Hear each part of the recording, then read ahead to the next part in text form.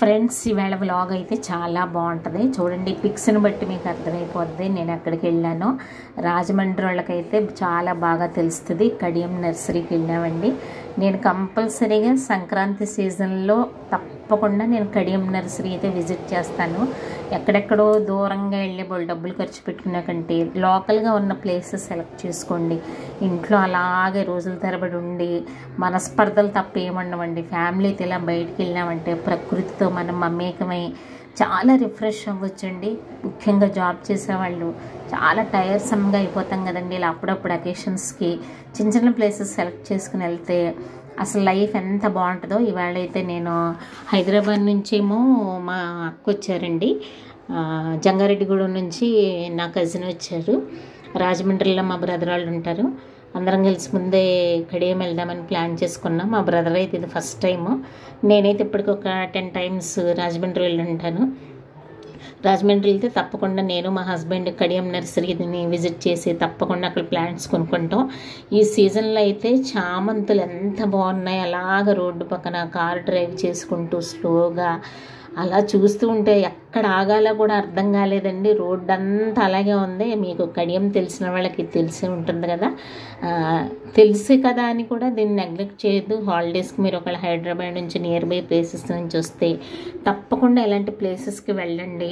అక్కడ రైతులు ఎంత కష్టపడి ఒక్కొక్క ప్లాంట్ని ఇలా తీర్చిదిద్దడానికి ఎంత కష్టపడతారో వాళ్ళ కష్టం కూడా మన కళ్ళ ఎదురుగుండా కనపడుతూ ఉంటుందండి. రేట్లు కూడా పెద్దగా ఉండవు ఇక్కడ మొక్కలకి. ఇక్కడ నుంచి మొక్కలు తెచ్చి టౌన్స్లో చాలా కాస్ట్ వేసుకుని అమ్ముతారు. ఫ్రెష్గా ఉంటాయి. మేమైతే ఈవేళ ఒక 2000కి వర్త్ మొక్కలు అయితే కొనుక్కున్నామండి. మా అక్క కూడా చాలా ప్లాంట్స్ కొంది, మా బ్రదర్ కూడా చాలా ప్లాంట్స్ కొనుక్కొని పట్టుకెళ్ళారు. అలాగా ఎంతసేపు ఉన్నామంటే ఒక 2-3 నర్సరీల్లో అయితే దిగాను.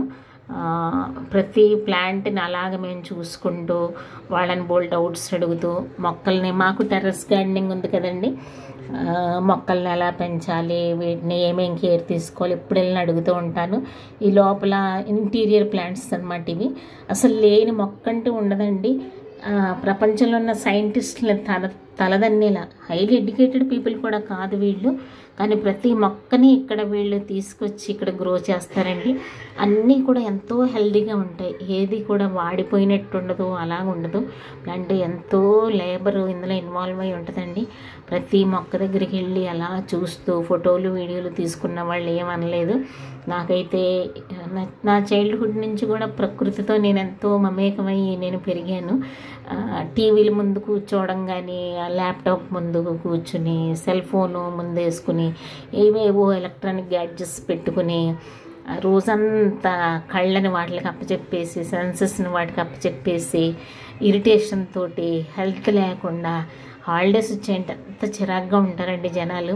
అలా కాదండి, చక్కగా ఇలాంటి ప్లేసెస్కి వెళ్ళండి. కొంతమంది అయితే బద్దకించి అసలు నిద్రే లేవరు. అలా చేయకండి. హాలిడేస్లో మీకు ఇష్టమైన వాళ్ళని ఇలా చక్కగా బయటికి తీసుకెళ్ళండి, ఎంజాయ్ చేయండి. ఇదిగోండి ఇలా ఓపెన్ ప్లేస్లో 100 ఎకరాల్లో ఉంటాయి కదండి, తిరగాలే కానీ మనకి ఎంత ఎక్స్ప్లోర్ చేయొచ్చో. వ్లాగ్స్ చేసేవాళ్ళు కూడా ఎలాంటి చోటకి రండి, ఇలాంటి చోట మంచి మంచి వీడియోస్ తీయండి, షార్ట్స్ తీయండి. డేంజరస్ ప్లేసెస్లోకి వెళ్ళి లైఫ్ని థ్రెట్లో పడేసుకోకండి. ఇక్కడైతే మనకి ఏం డేంజర్స్ ఉండవు. ఇలాంటి ప్లేసెస్లో అయితే ఎంత జీవంతో, ఇదిగోండి బోగన్విలియాస్ అయితే ఎంత చక్కగా, అవి ఇప్పుడు చూసినా బ్యూటిఫుల్గా ఉంటాయండి. మనం మొక్కలను పట్టుకున్న వాళ్ళు ఏమంటలేదు. ఇలాగే ప్రతి మడి దగ్గరికి వెళ్ళి అలాగన్నిటిని చూస్తే ఎంజాయ్ చేశాను. వెనకంతా మామిడి చెట్లు, కుండీల్లోని అన్నీ కూడా పూతతో ఉన్నాయి. మేము లాస్ట్ ఇయరే ఇక్కడ నుంచి 3 మొక్కలు అయితే పట్టుకెళ్ళాము.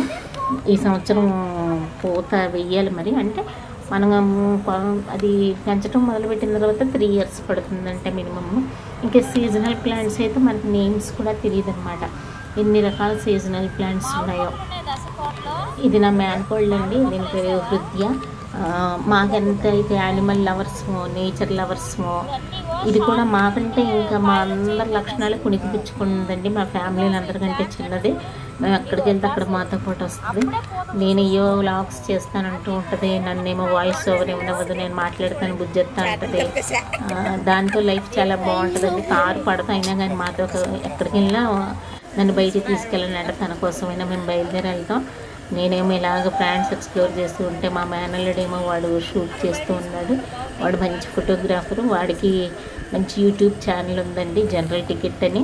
ఈ వీడియో చూసిన వాళ్ళందరూ కూడా వాడి వీడియో కూడా మీరు వాడి ఛానల్ కూడా మీరు సబ్స్క్రైబ్ చేయాలి. మంచిగా చాలా మంచి వీడియోగ్రాఫర్ అండి, మంచి హైలీ నాలెడ్జబుల్ పర్సన్, మంచి ఇంగ్లీష్ కమ్యూనికేషన్ అవి కూడా ఉంటాయి. అలాగే ఎంతసేపు తిరుగుతున్న విసుగు లేకుండా వీడియోలు షూట్ చేస్తూనే ఉన్నాడు. చాలా బాగుందండి. ఇదిగోండి చామంతులు అయితే అసలు ఎన్ని రకాలుగా వాటిని గ్రో చేశారు. అటు రూట్లో వెళ్ళే వాళ్ళు కంపల్సరీగా ఆగుతారండి. ఆగి కంపల్సరీగా ప్రతి ప్లాంట్స్ను చూసి ఏవో ఒక మొక్కలు తప్పకుండా కొనుక్కెళ్తారు.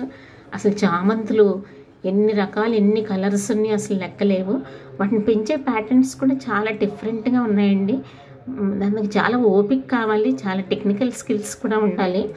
ఇది ఒక కళ అండి. మొక్కలు పెంచడం అన్నది అసలు అందరం చేయలేని పని. అది ఇలా వేసేస్తే మొక్కలు వచ్చేస్తాయి అనుకుంటాం, కానీ ఎంతో కేర్ తీసుకోవాలి. ఇక్కడ నుంచి కొనుక్కెళ్ళిన తర్వాత మాకు పువ్వులు పూయలేదు, కాయలు కాయలేదు అని మనం అనుకుంటాం, కానీ మనం పట్టుకెళ్ళి వాళ్ళంత లేబర్ అయితే మనం పెట్టము. మన టౌన్ వాళ్ళ మెంటాలిటీ ఎలాగ ఉంటుందంటేనండి, ఇమీడియట్గా రిజల్ట్స్ చూసేయాలనుకుంటాం. అంటే ఫాస్ట్ కల్చర్, కానీ నేచర్ చాలా స్లోగా తన పని తను చేసుకుంటూ ఉంటుంది.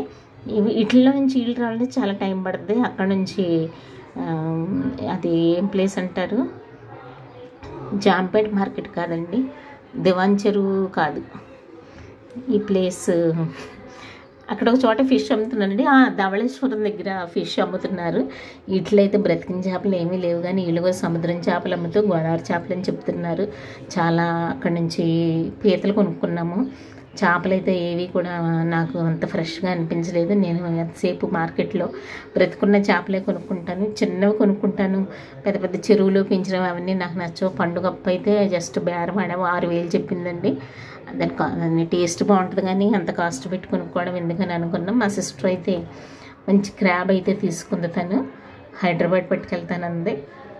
నీట్గా మ్యారినేట్ చేసి అయితే పెట్టుకున్నాం. మా బ్రదర్ మేము కూడా ఒక చేప, బ్రతికిన చేప ఇంకో చోట కొన్నామండి.